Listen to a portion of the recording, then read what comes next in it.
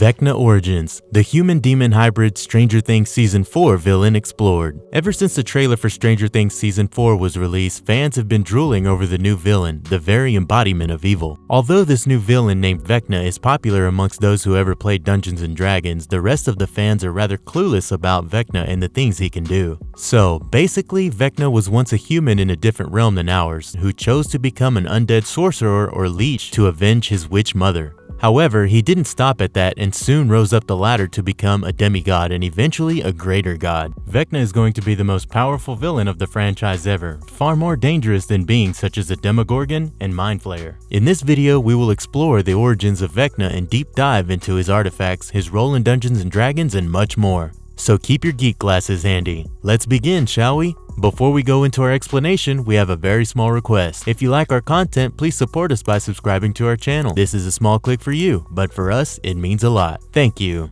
Let's begin.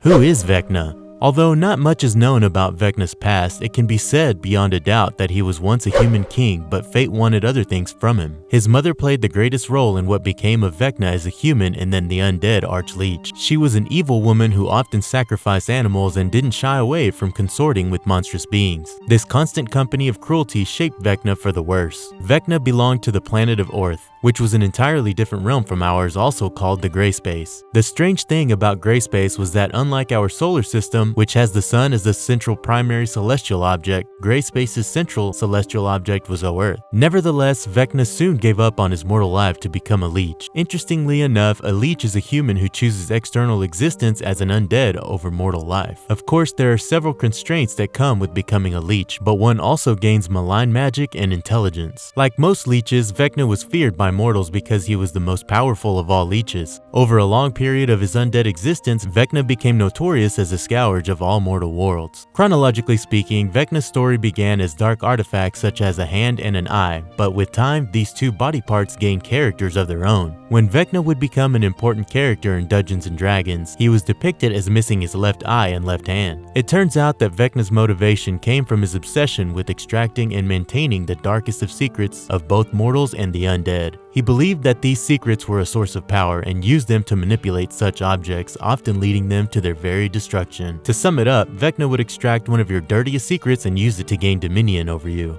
It seems truth does have a lot of power if one knows how to use it, but Vecna wasn't a trader of secrets. He possessed other powers such as the ability to paralyze others with simply a touch. He also had a plethora of powerful spells at his disposal, but what really made him a fiendish god was his ability to alter reality. However, one of his most underrated powers was the ability to perceive anything that a mortal felt up to a 10-mile radius. Furthermore, he could sense any secrets as long as these secrets affected the lives of 500 or more people. And of course, being the master sorcerer that he was, Vecna was immune to disease, mind control, and most forms of magic. It must be evident by now that a being hailing from Dungeons & Dragons and a future villain of the Stranger Things franchise, Vecna came from the multiverse. However, he never really claimed a dominion for himself and tended to roam around the entirety of the multiverse. With such a huge inventory of skills, Vecna started his journey of becoming the most powerful god there ever was and sought to destroy all other gods. To further his plan, he would often join hands with certain warlocks and serve as their immortal patron. In addition to this, he enjoyed a string of worshippers who themselves were entirely evil and malevolent.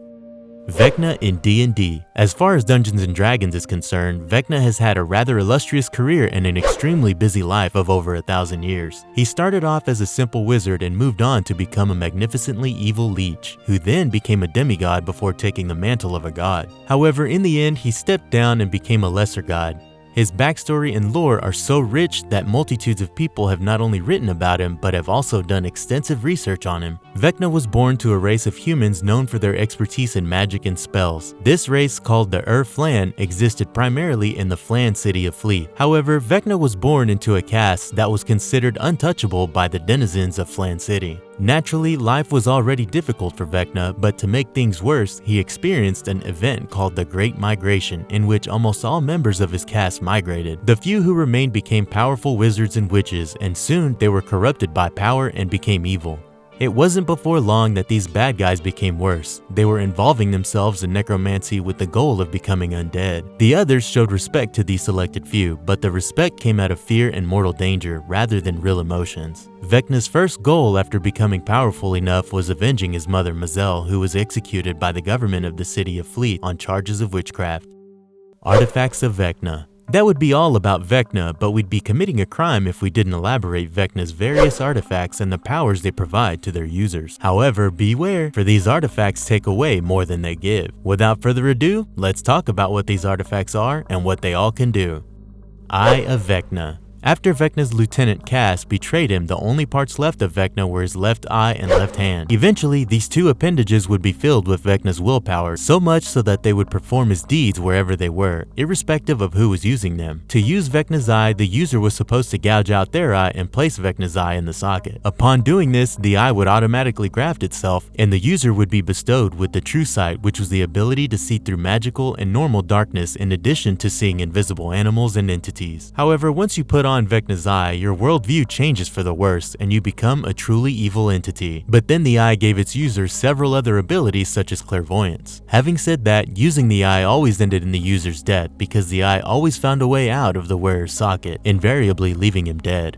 Hand of Vecna. The Hand of Vecna was pretty much similar to the Eye of Vecna, at least this was the case for the procedure of wearing it, but being a hand, it gave its wearer superior physical abilities. For instance, any spell or attack by a weapon that was laid down from the Hand of Vecna invariably added a boost of cold energy. One could even cast the Finger of Death and teleport using the hand. But the evil nature of the Hand of Vecna manifested itself soon after the wearer used a spell. The hand would force the wearer to commit evil acts every time a spell was cast. You may be thinking, what would happen if the hand and the Eye of Vecna were being used by the same being? Well, they would gain several superpowers such as clairvoyance, immunity to all diseases and poisoning, the ability to turn the enemy's bones into jelly, regenerative powers, and much more.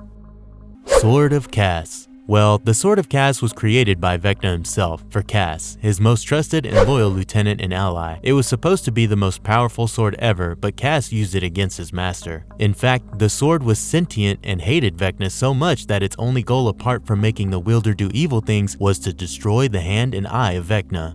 That's some grudge. Over the period of time, the sword has changed significantly and has taken several forms, such as a two-handed blade, a long sword, and a short sword. So it can be said without an ounce of doubt that Vecna has been a master of evil, so much so that even his body parts act as a vessel of evil and Vecna's willpower. After the Mind Flayer and Demogorgon, Vecna seems to be the perfect villain for Eleven and her mighty little friends, although they don't seem to be little any longer. From what we have gathered from the trailer, Vecna has come to the town of Hawkins and will do just about anything to destroy all that stands before him. Furthermore, it seems that this Vecna rules over a horde of Demobats, if you will. I don't know about you, but I absolutely cannot keep calm about the 4th season of Stranger Things. And if you liked our content, don't forget to leave a like and subscribe to us if you haven't already. Have a good one and be safe. Thanks everyone.